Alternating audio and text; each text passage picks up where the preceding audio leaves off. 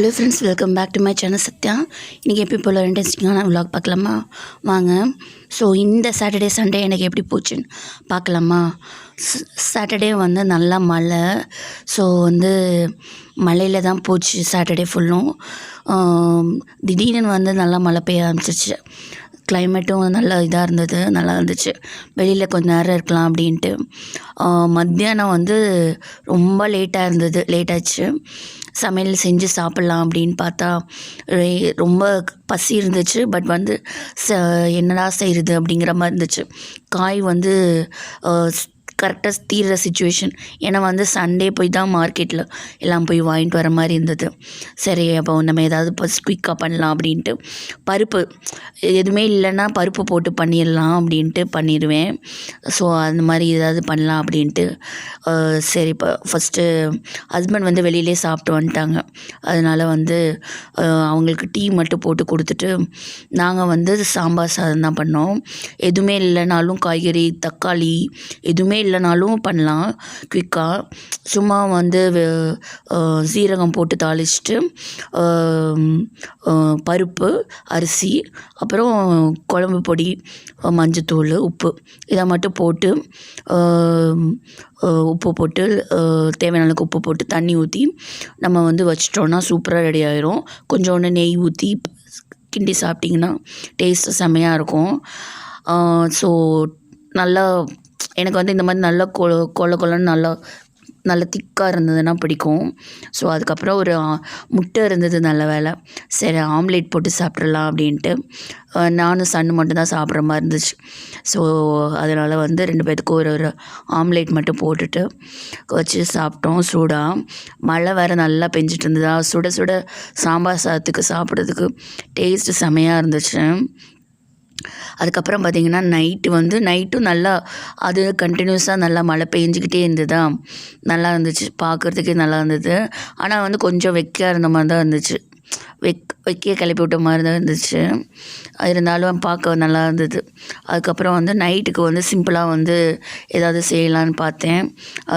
சரி, இட்லியை ஊற்றிடலாம் அப்படின்ட்டு. மாவு இருந்தாவே பாதி இது குறைஞ்சிரும். என்னடா செய்கிறதுன்னு யோசிக்க தேவையில்லை.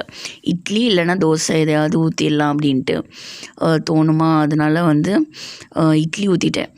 சரி, இட்லி குயிக்காக முடிச்சிடலாம் அப்படின்ட்டு சட்னி மட்டும் பண்ணிவிட்டு தாளித்து விட்டுட்டு எப்பயும் போல் தான் நம்மளுக்கு தேங்காய் சட்னி பண்ணுவோம்ல, அதே மாதிரி தான் பண்ணிவிட்டு முடிச்சாச்சு. இது சண்டே விலாகு. சண்டே கண்டினியூஸாக எடுக்க முடியல. எப்பயும் போல் தான் சிக்கன் குழம்பு பண்ணியிருந்தேன். சிக்கன் குழம்பு சாதம் நான் குக்கரில் பண்ணிட்டேன். நான் மோஸ்ட்லி வடித்து தான் செய்வேன். எப்பயாவது ரொம்ப ரேரு எது செய்ய முடியல, டைமில் ரொம்ப லேட்டாச்சு அப்படிங்கிற சுச்சுவேஷனில் மட்டும் என்ன பண்ணிடுவேன்னா குக்கரில் வச்சுருவேன். குக்கரில் ஆஃப் அன் ஹவர் கூட தேவையில்லை, 15-20 மினிட்ஸ்லேயே வச்சிடலாம். அவ்வளோ கூட ஆகாது. அதுக்கப்புறம் வச்சு சாப்பிட்டு முடிச்சிட்டோம் சிக்கன் குழம்பு வச்சு. அதுக்கப்புறம் ஒரு ஈவினிங் டைம் போல் ஃபஸ்ட்டு டீ போட வந்தேன்.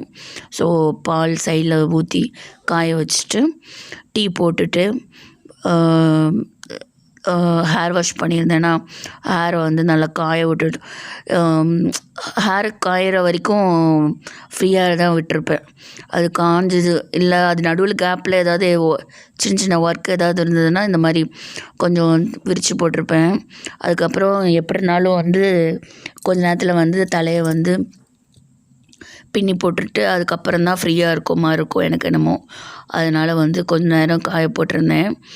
டீயை போட்டுட்டு அதுக்கப்புறம் பின்னி போடலாம் அப்படின்ட்டு. எனக்கு ஃப்ரீ ஹேர் போடுறது பிடிக்கும். பட் எப்படி இருந்தால் பிடிக்கும்னா, ஓரளவுக்கு மீடியம் ஹேர் வச்சுருந்தா ஃப்ரீ ஹேர் விட்டுருந்தா நல்லாயிருக்கும். ரொம்ப லாங் ஹேர் வச்சுருந்தா வச்சுருக்கவங்க ஃப்ரீ ஹேர் விட்டால் பார்க்குறதுக்கு அந்த அளவுக்கு நல்லா இருக்காதுன்னு நினைப்பேன். அவங்களுக்கு அந்தளவுக்கு சூட் ஆகாதுன்னு தோணும். அதுக்கப்புறம் ஹஸ்பண்ட் இந்த கேக் வாங்கிட்டு வந்திருந்தாங்க. இது எல்லாத்துக்கும் தெரியும்ல, ஐஸ்கிரீம் கேக். ஸோ ரொம்ப நாளுக்கு அப்புறம் வாங்கிட்டு வந்திருந்தாங்க. சாப்பிடணுன்னு ஆசையாக இருந்தது. அதுக்கப்புறம் நாங்கள் கேக்கில் பட் இருந்தாலும் சர்ப்ரைஸாக வாங்கிட்டு வந்திருந்தாங்க. சரி, சாப்பிட்லாம் அப்படின்ட்டு நானும் என் சன்னும் சாப்பிட்டு முடிச்சுட்டு ஸோ கேக்கை வந்து உட்காந்து சாப்பிட்டு டே வந்து சூப்பராக போச்சு. ஸோ இந்த vlog இதோட எண்ட் ஆகுது. இன்னொரு vlogஓட மீட் பண்ணுறேன். தேங்க்ஸ் ஃபார் வாட்சிங் மை வீடியோ ஃப்ரெண்ட்ஸ். பாய்.